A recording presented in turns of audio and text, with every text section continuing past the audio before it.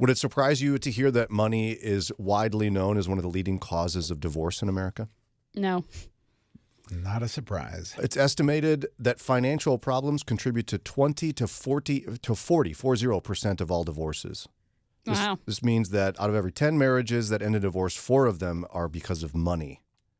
41% of divorced Gen Xers is the percentage, along with 29% of divorced boomers state it was due to financial disagreement. Why does this not surprise us? Because oftentimes people have two different viewpoints on money. We've talked about in our own relationships. One of us is a saver and one is a spender. Almost always it's that way. And that runs into problems where the saver is looking to the future saying, let's build up, so that we're not going to be poor and destitute when we're older.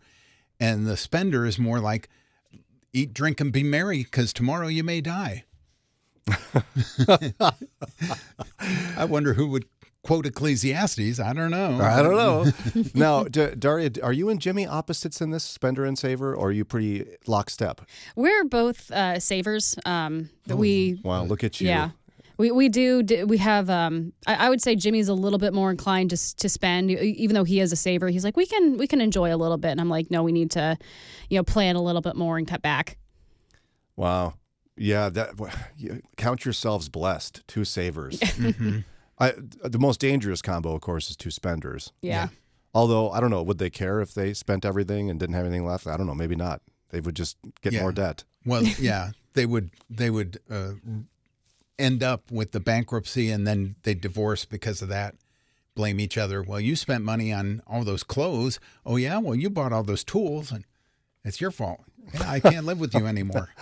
So the New York Times gave 4 mistakes couples make when discussing money.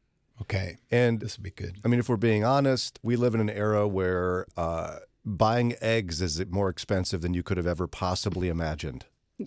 Scrambled eggs is like, could I have gold for breakfast? I mean, eggs are literally, if you go to, I was walking past a cafe just the other day, they have a market price for eggs.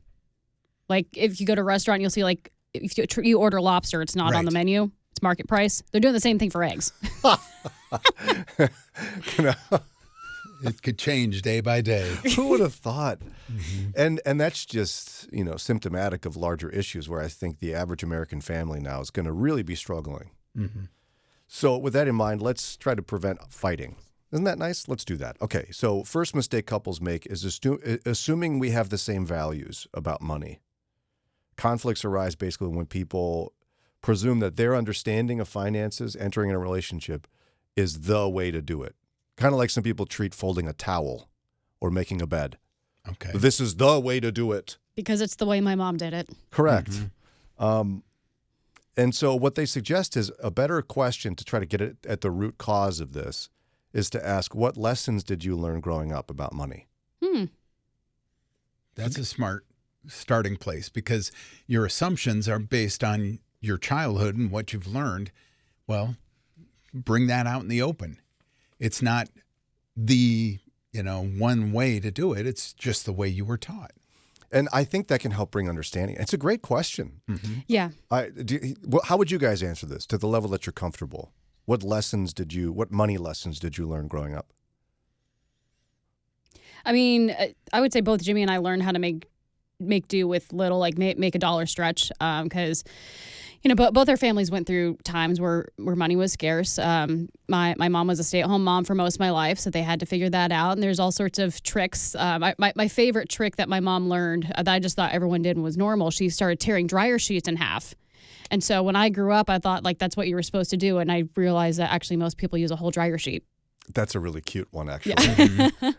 But that shows how you're raised can create the norms in your head of how things are supposed to work. Yeah, I didn't know that you were supposed to use a whole one. She's just like, nope. I read that in a book and did that for 20 years, even after money wasn't quite so tight because she just got used to it. Well, and it still works. It still works, yeah. Yeah, and it goes twice as far. Ron's like, boy, I'm writing that one down. We're going to save money on dryer sheets. Do you have any you learned, Ron? Just what money lessons you learned growing up? I know it was always taught that be cautious how you spend your money.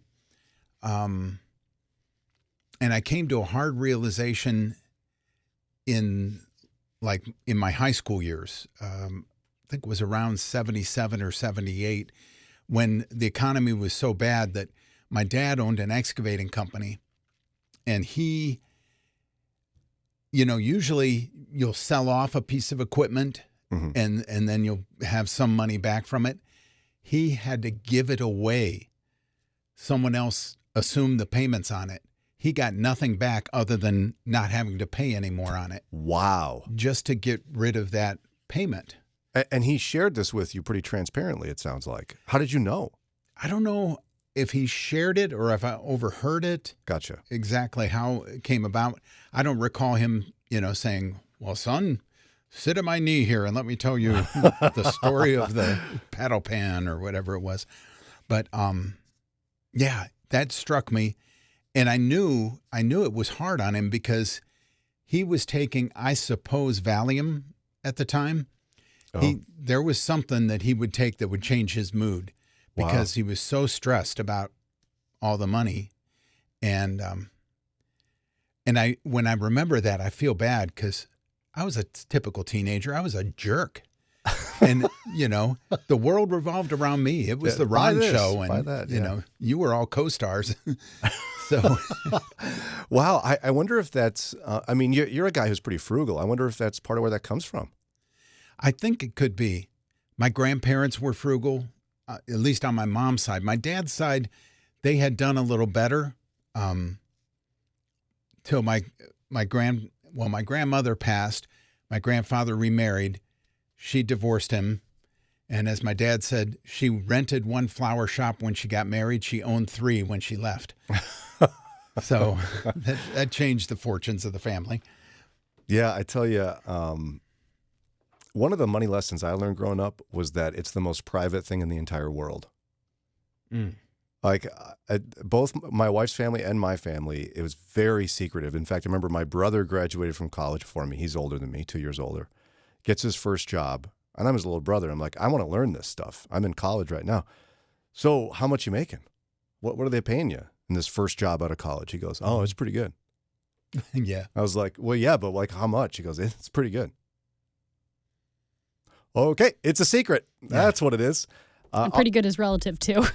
Right. Yeah, exactly. And then on my wife's side, it's hilarious. My father-in-law's nickname among his brothers, he had 3 brothers, is Squeaks. Because that's the sound his wallet makes when he opens it. Yep. Because he's such a cheapskate. So you can imagine my wife is very frugal. Although the lesson I remember overtly learning from my parents, they told my brother and I pretty regularly that when they were first married, they had some friends who were stationed with the U.S. military in Germany, and they were invited to go visit them. And my parents had enough money to either go to Germany or buy a couch. And they bought a couch, and they regretted it to that day. They were like, that was a mistake. Experiences have more value than things. And that, they didn't especially say that so overtly, but it was a lesson that I picked up on. And I was able to much more buy into that as I got older, when my wife subscribes to that pretty intensely. But yeah, you got to figure out the story. And I think this is a really important exercise for Christian couples. As we enter an era where a lot of families are going to be stressed out about money. What an easy way to get into it, by asking what lessons you learned growing up to understand each other better. And that'll help kind of lightly open the door of, boy, we have different philosophies here. And it makes sense that we do. Yeah. It's not just, wow, what's wrong with Daria? She tears dryer sheets in half. What a weirdo. No, no, there's a reason for it. And it makes sense. They offer a few more suggestions as well. That another mistake couples make talking about money is not checking in. They suggest money meetings on a regular basis. Say a lot of couples will have a money meeting, start fighting, quit, and never return. Yeah. do the hard thing and circle back. If you're fighting every time you talk about money, there's probably a deeper issue going on, though. Right. Like, so sometimes those discussions do get heated, but I mean, money's neutral and you should be a team and on the same page. If you cannot have a civil discussion about money, you should probably seek counseling and possibly a financial advisor. 100% agree. Absolutely. Yeah. Another piece of advice they give is that couples often focus too much on scarcity.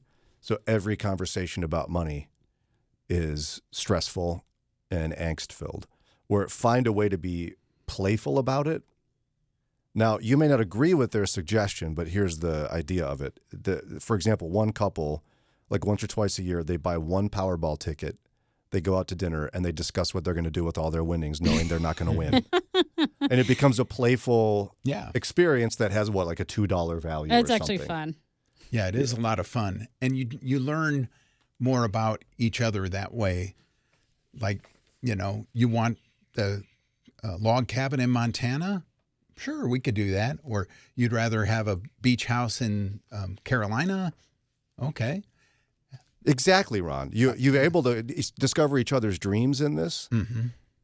Now, I'm not telling you gamble, but I think if once a year you spent $2 on the experience of dreaming with your spouse, I think it could be okay unless you have an addiction problem. Right. But maybe you want to write hate mail, that's fine. Ronald.Eastwood. Yeah. Send it to me because I waste my money that way sometimes.